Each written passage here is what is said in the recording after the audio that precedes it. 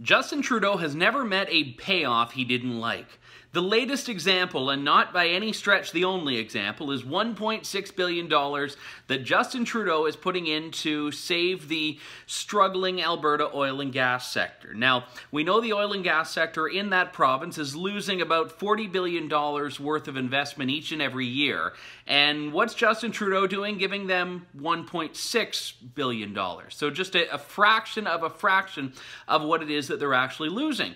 But here's the key. That sector hasn't been asking the government for money. The demands have been very clear and wouldn't cost taxpayers a dime. Get out of the way and let us have that economic climate where we can actually allow our industry to grow. In other words, build the darn pipeline. But it's not actually about the facts of what's going to help an industry or what's going to help the Canadian economy as a whole. No, Justin Trudeau is far more interested in coming up with a big, giant Ed McMahon-sized check to give to these people to say, I've got your back, I'm saving you, when in actuality he's doing nothing for you at all. The oil and gas sector is one example of this, $1.6 billion. But you just go a few weeks back and you see that the media industry in Canada was given its own $600 million slush fund that's going to be coming into effect very soon. It is not a coincidence that all of this is coming less than a year before an election. Trudeau doesn't even seem to be hiding the fact that he is buying support in what is, in a couple of weeks, going to be an election year. And Canadians need to see through this, and unfortunately industry groups that are getting a huge chunk of change may not be able to. Look, we've already started to see what's happening in the media, the way that they cover the government and the way they report on the media fund, even though they're the ones cashing checks from it.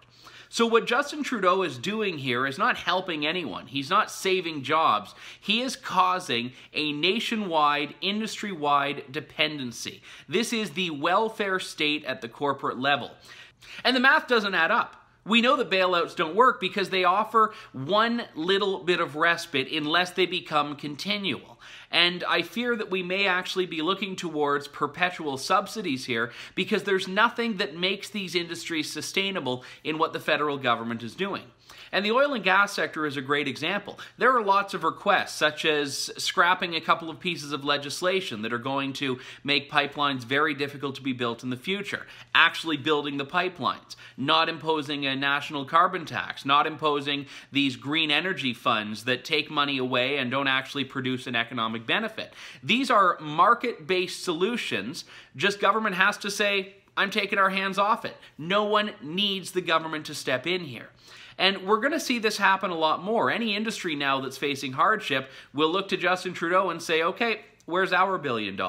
And you know what? Anytime between now and next October, he's going to respond by giving it to them. And that's why the election can't come soon enough. For the True North Initiative, I'm Andrew Lawton.